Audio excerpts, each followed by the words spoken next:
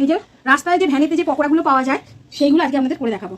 এই যে ছোলার ডাল নিয়েছি, ছোলার ডালটা আগে বেটে নিই, তারপরে কি করতে হবে দেখাচ্ছি।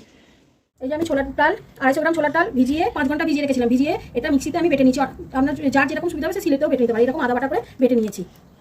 এবারে আমি এতে দিয়ে দেবো পরিমাণ মতো নুন, আর দিয়ে দেবো কালো জিরে, আর দিয়ে দেবো এখানে আদার কিমা আর কাঁচা লঙ্কার কিমা। ব্যাস, আর কিছুই না। এটাকে ভালো করে আমি ফেটিয়ে মেখে নেবো।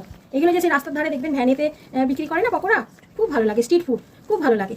এইভাবে ঘরে বানিয়ে খান, অল্প খরচায় অনেক পাবেন। কিন্তু ওখানে ওদের কাছে কিনে খেতে গেলে 10 টাকা 6টা কিংবা 7টা দেয়, তাতে মন ভরে না। ঘরে এভাবে করলে লোকের মনও ভরে যাবে আর খেতেও ভালো লাগে।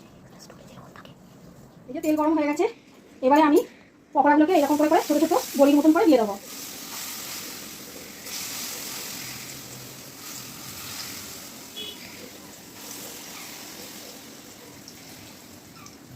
এগুলো একটু লাল লাল করে ভাজা হবে, তারপরে আমি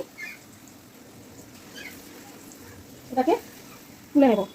এই যে আমি 1 কোলা ভেজে নিয়েছি এরকম করে, এই যে এইরকম টেক্সচার আসবে। আমি ওটাকে ভেজে নিই, তারপরে লাল লাল করে ভাজাবো, দেখাচ্ছি। এই যে এরকম একটু লাল লাল হয়ে যাচ্ছে, আর একটু লাল লাল হবে সেটা। এই যে এরকম লাল লাল হয়েছে, আমি তুলে নিলাম।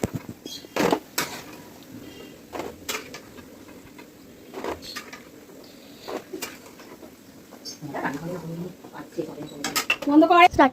এই যে এরকম একটু মজমচে হবে, এরকম আওয়াজ হচ্ছে। আর আমি ভেঙে দেখাচ্ছি ভিতরটাও, এই যে কি সুন্দর হয়েছে। এরকম করে আপনারা করে খান, খুব ভালো লাগবে। এই যে